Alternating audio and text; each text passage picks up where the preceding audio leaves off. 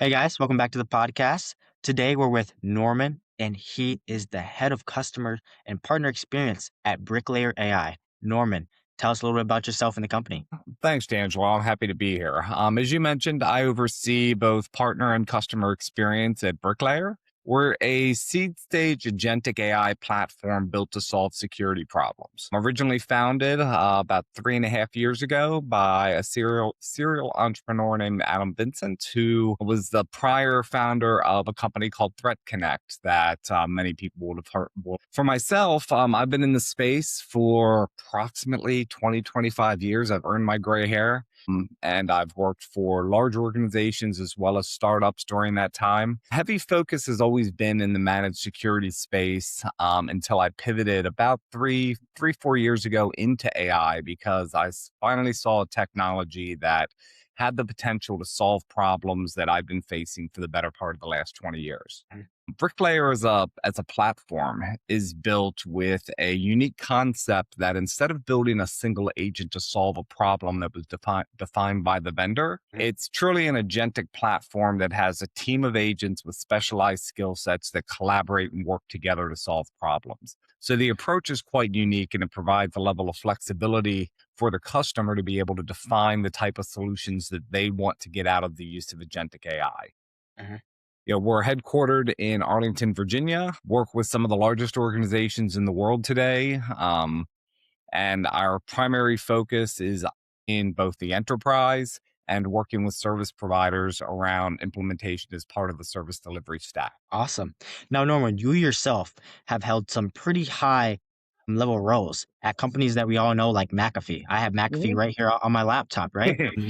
ZeroFox, Hunters, etc. Basically, kind of the who's who of cybersecurity. For people who don't know you yet, give us a 2-minute version of your journey and all Sure. the threads that connect. Absolutely. Well, I began my career. I spent the first 12 years of my career with a large SI, Unisys Corporation, before having the first opportunity to pivot into the startup world. I had the opportunity to become the first VP of Managed Solutions at Accubant, which was pre-Optiv, building and helping to define their approach to managed security in many of those early days. I spent, as you mentioned, over 5 years at McAfee, where I ran the MSSP and service provider channel globally, Mhm. where we worked with some of the largest organizations across the globe in building infrastructure for the delivery of managed security. I then pivoted back out into the startup space again, where I had the opportunity, as you mentioned, to run the service and customer success organization at ZeroFox for a time. Pivoted into the vendor community where I did something similar for an Israeli-based organization called Hunters. Mhm. And I've run SecOps, detection engineering, and customer success for MDR organizations such as Expel and Binary Defense over the past several years, in addition to my current role over here at Bricklayer. Awesome.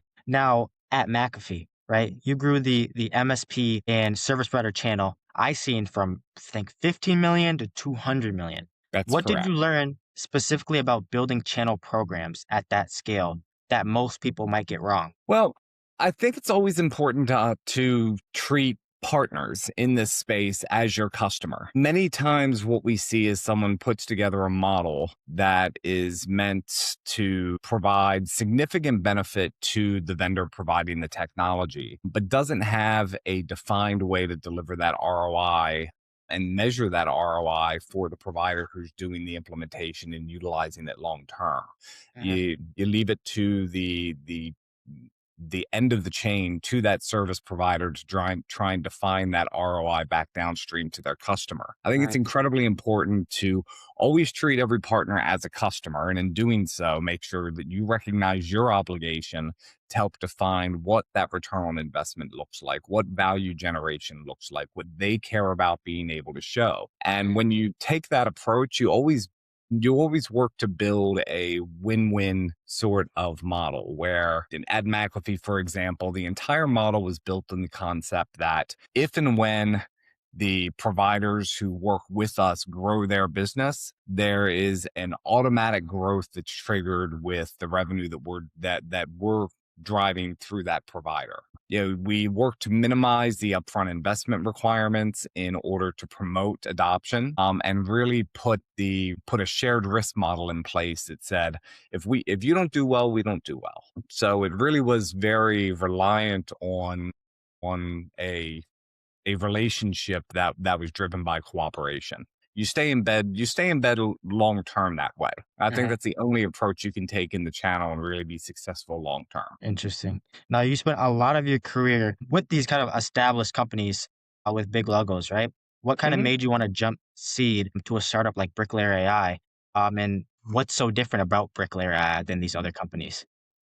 Well, first and foremost, I've been with a number of startups over the years. This is probably my sixth or seventh over the course of 25 years. And what I've found differentiates the startup experience from working with an established organization is that every decision has a bigger blast radius. You have to be thoughtful in the approach that you take on every dollar that you spend, on every decision that you make, on how to approach a market and gain attention for a brand that's not as well known. In order to do so, and this is really what I think differentiates Bricklayer in my mind, you have to, number one, sell what you're able to deliver at that point in time. There's always a danger in startups that you're pushing for the next feature, you're pushing for the next iteration, the next release of your technology, but you're getting ahead of your skis at times. And that leads to customer and partner dissatisfaction when you're not able to deliver on day one what you've committed to. What we've built at Bricklayer, our entire sales philosophy is built on the idea that we're going to promote exactly what we can deliver today. I'm more than happy to talk about the feature request, the next release, the next big change or update to what we're doing.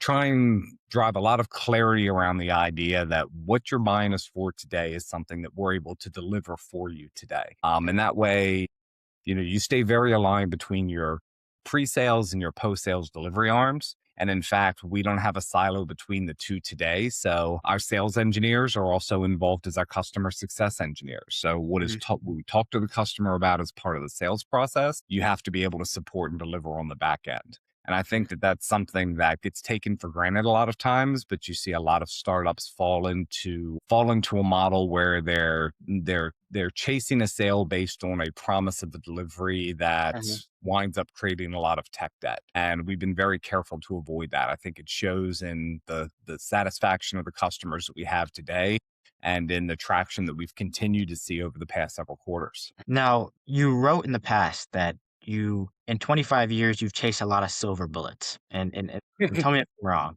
and that you've been more disappointed more times than not. What Mhm. changed when it came to agentic AI that made you say, okay, this is real? Sure. Let me walk you through it. Over the years, let's talk about managed security. Managed security has been built on the concept that you're able to get enough context to human analysts that allow them to make judgments and complete investigations to take action that reduce risk for their customers.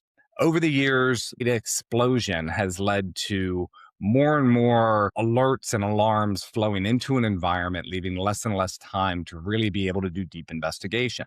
So over the years, there were a number of promises, a number of, as you said, silver bullets that were supposed to solve this problem. Hmm. This dates back 15 years ago when you talk about the introduction of SIM and the ability to aggregate alerts from multiple data sources to correlate them and build rules engines that delivered outcomes.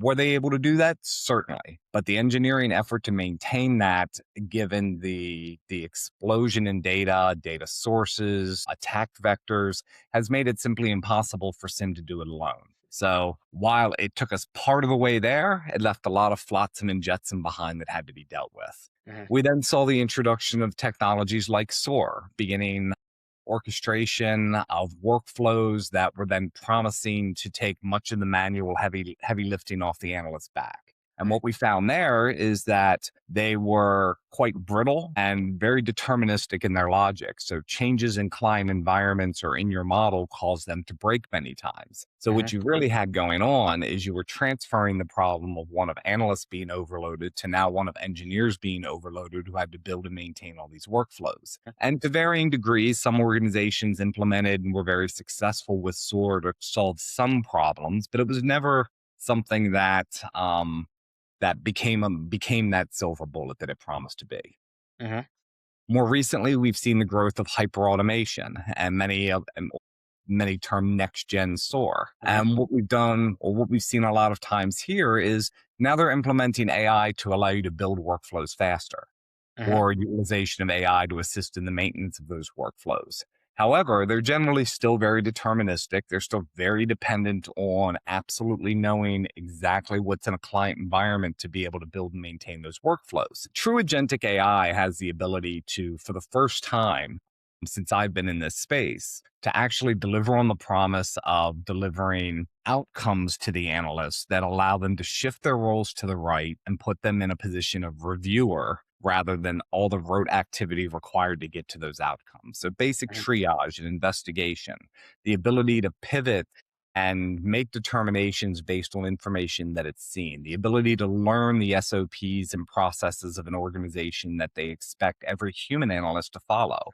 And when you segment the subject matter expertise for your agents in such a way that you force them to collaborate, it Mhm. drives better outcomes because they're checking one another's work in a very similar way that you expect a human analyst team to act. So by Mhm. the time a human analyst gets the output, they're seeing data source validation, they're seeing conclusions based on evidence that they can trace every step of the way, and their ability to make determinations about next steps doesn't require all that front end road activity. It allows people to apply human intuition as a much bigger part of their role. And that ability to learn and to get better at it as you go without needing constant engineering oversight Mhm. is the key to the success of agentic AI in the right environments for customers. Mhm. I agree. Agentic AI is way better than anything that was promised in the past. Yeah, Way better. 100% agree. And I've been that guy who's been up at 2 o'clock in the morning, afraid something was going to go off Yeah. because you kind of knew that everything is being held together with duck rope and baling wire. And you relied so much on good people to be supermen and superwomen Yeah. that the things the tools were supposed to be doing and protecting you from simply didn't provide the level of coverage needed to be successful. For someone who's never heard of Bricklayer AI, can you explain what it does?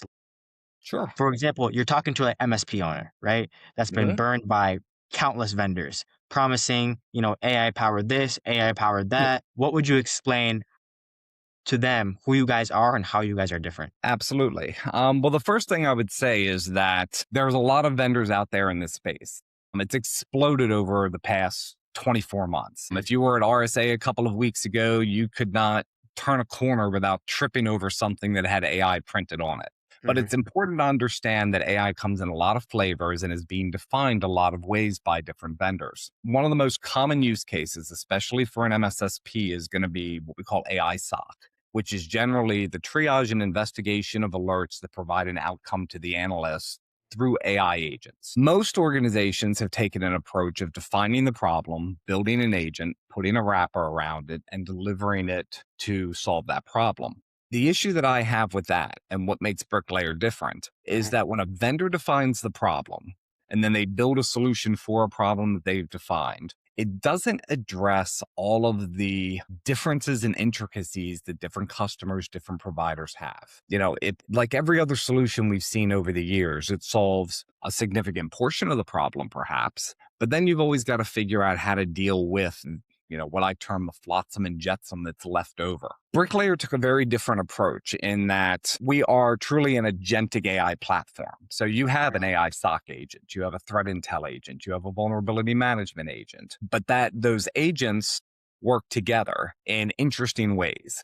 And I'll explain. As a customer, you define a procedure, and a procedure is an agentic workflow to solve a security problem. Triage and investigate all of the alerts that are flowing into the platform. That procedure breaks down into a series of tasks because that process typically requires a lot of different skills. You've got to be able to correlate information from multiple sources. You've got to interpret that data. You may want to enrich it with threat intel data. You may want to do some additional internal threat hunting to see if there's additional risk within the environment as part of the investigatory process. And one agent trying to do all of that requires a great deal of access that creates opportunities for it to do the wrong thing. Bricklayer narrows the process where every task is defined or is aligned to one or more different agents. And those agents, as I said, work together to deliver outcomes and check one another's work. So throughout the course of the execution of that procedure, there may be 15 tasks involved. There may be 4 or 5 different agents involved. And then they together produce an outcome that is traceable every step of the way. There's no black box. You're able to see every data source utilized, every pivot that AI has done along the way to allow you to build trust in the outcomes that you're being provided. The Uh-huh. customer has the ability to modify and change procedures that are built by AI within the platform based on simple prompt engineering to modify the outcome to make sure it's addressing their business needs. They have the ability to upload and utilize their own SOPs and have the agents follow their own SOPs based on how they've defined the process. Uh-huh. They even have the ability, if they wish, to build their own custom agents within the platform to work with Mm. the team. So if Uh-huh. you have a specialized use case around something that one of the agents out of the box is not specially built to address, through prompt engineering, you can build your own agent, give it access to the data source and the tools it needs to be a subject matter expert in that space, Uh-huh. and then attach it to procedures so that there's a great deal more flexibility. There's a great deal more gap closure that occurs with Uh-huh. truly finding a solution with a platform versus any single agent built to do the job. And that's what really differentiates Bricklayer is that you can come out of the box and use what we've built. We've got generic procedures built out of the box for triage and investigation of alerts. You can utilize the agents that are out of the box to do the work, and you're going to get excellent results in doing so. But as you look at that procedure in your output and you say, this would be better if the agent would do X or Y, or if I added this additional step in there. You have the ability as the customer to modify the problem that you're trying to solve to make sure that you're getting the output that you need. It also gives not only enterprises the ability to deliver quality results, but it gives service providers the ability to build their secret sauce and have it executed within the platform, something Uh-huh. that very few other organizations in this space are doing today. Very interesting. Now, I know you talk about kind of the hype versus the actual innovation when it comes to AI. How are you able to, as someone that's in that field and fully understands it, how does someone decipher from what someone is slapping on AI to something to Mhm. actual true AI innovation? Well, you've got to ask the right questions of the provider. You have to understand what their process looks like. You have to see how transparent they're willing to be about the models that they're utilizing. Are they black boxing the technology and saying, trust me? Do they provide you the ability to measure ROI and value generation within the platform itself? Uh-huh. And do they give you the ability to provide input as to whether or not that value generation makes sense? Uh-huh. So I can go without calling any specific competitors up. I can go to several competitors' websites right now where Mhm. they'll show you hours saved and dollars saved for our customers and give you a rolling tick list showing millions and millions of hours and hundreds of millions of dollars in savings. But what's Uh-huh. that truly based on? I can tell you that as part of the dashboarding and reporting within Bricklayer, one of the things that's quite unique is that we do provide our customers hours saved and dollars saved based on the use of the platform. But every task gives the customer the ability to go in and look at the estimates that are defined for how long it would take a human to perform that task and edit them based on their own experiences. So if I'm a Uh-huh. CISO and I need to report to my board whether or not I'm getting value out of the platform, I have the ability to adjust the numbers to match what my team thinks are realistic and what Uh-huh. the salary points of my team thinks are realistic. And Uh-huh. then get value generation numbers as the platform works that are mapped to the estimates that I provided. The customization of that, the ability to be transparent in the approach and to be able to explain the results in practical action are things that you should expect from the provider. Uh-huh. Way too much of what's being done with AI right now is wrapped in the trust me segments. Uh-huh. And I'm not in any way saying that means the products aren't effective in some way.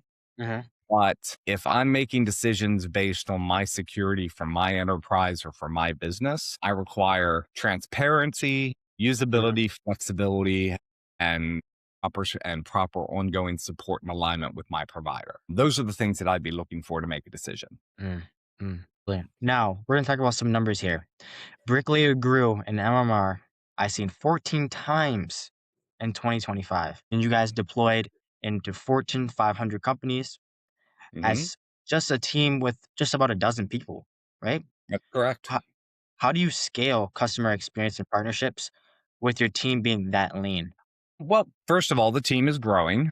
And so those Mhm. numbers are going to continue to expand. But we believe in an AI first philosophy in just about everything that we do. So Mhm. we utilize tooling internally to try and take care of some of what I would call the road activities of our jobs as well. But that said, the company spent almost 2.5 years building the product before release. So Mhm. the product itself was built to serve the enterprise and the service provider community from day one. It wasn't something that we had to grow into. So the time and care we're taking to build it properly at time of launch to Mhm. put us in a position where we can work with Fortune 500 organizations, large enterprises, service providers, and deliver results. On my side, the biggest challenge on scaling both our partnership and our customer success models are doing something very similar. It's Mhm. putting the processes in place before we have tried to take on and grow too quickly, making Mhm. sure that we have all of the necessary,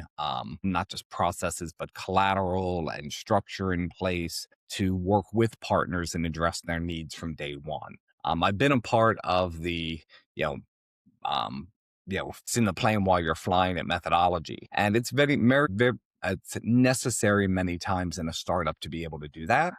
Mhm. But everywhere you can, if you're trying to think ahead a quarter or two and you're building templates and models that you can utilize without a great deal of manual effort, that scale becomes much easier to achieve. And we're delivering that today.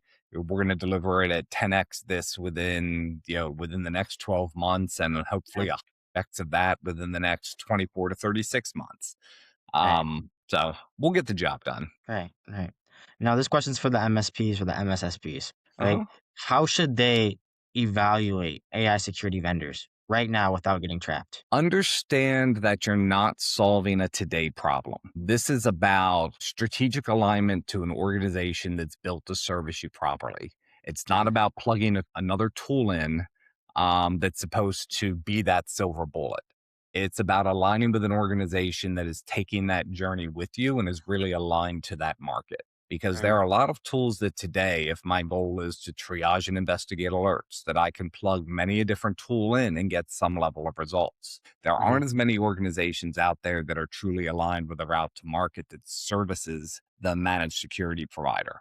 Mhm. Understanding that it is a journey where you may want to implement that basic alert management use case on day one.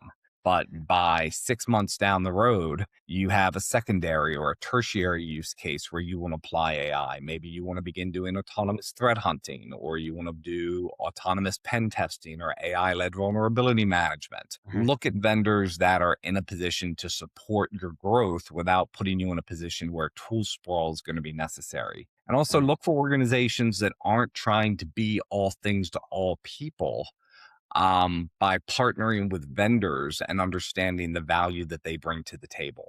Mhm.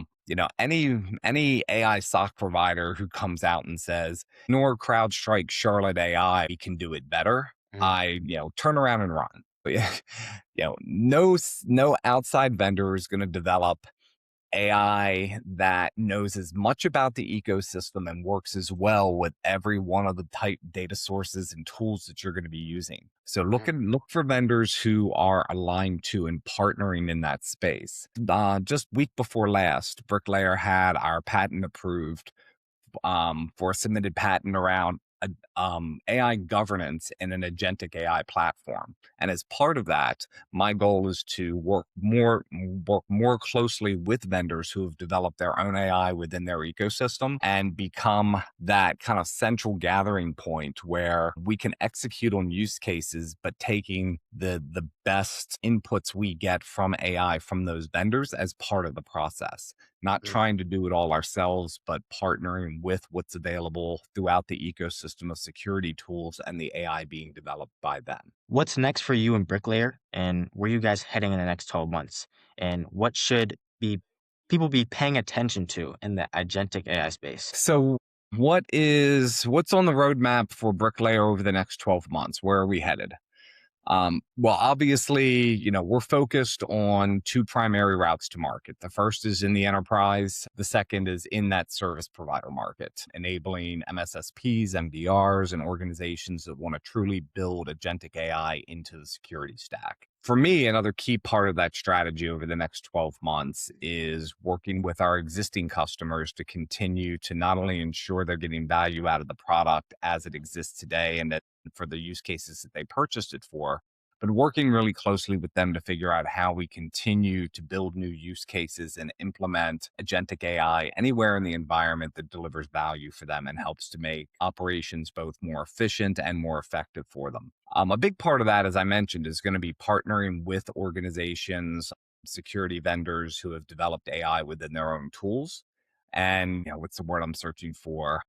Developing a cooperative mindset with them to expand the use of AI interoperability. As I said, Bricklayer is on a mission not to build a one-trick pony or a single agent or single tool, but to truly put together a platform that helps drive the use of agentic AI long-term in organizations in any myriad of ways. And as I mentioned, without having to implement tool sprawl to do it.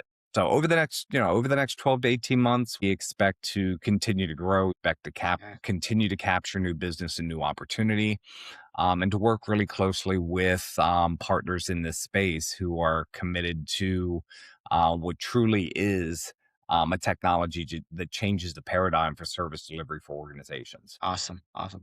And Norm, if the people want to hear more about Bricklayer AI or keep up with you, where can they find you? Absolutely. Bricklayer's website itself is easy enough to find. It's just www.bricklayer, all one word, .ai. As for myself, my email address is first name dot last name, Norman.Currie, Currie @bricklayer.ai. And I'm happy to talk to both partners and potential customers about any questions you have, to offer demonstrations of the technology and show you just how exciting it is. So please feel free to reach out, contact us, and I'll look forward to hearing from everyone. It was great to be able to speak with you today, DeAngelo. Awesome. You too, Norm. You had a lot of great insight. And I'm very, very excited to see what the future holds for Bricklayer AI. So thank you. Thank you very much and hope you have a wonderful day. All right, guys. See you guys in the next episode.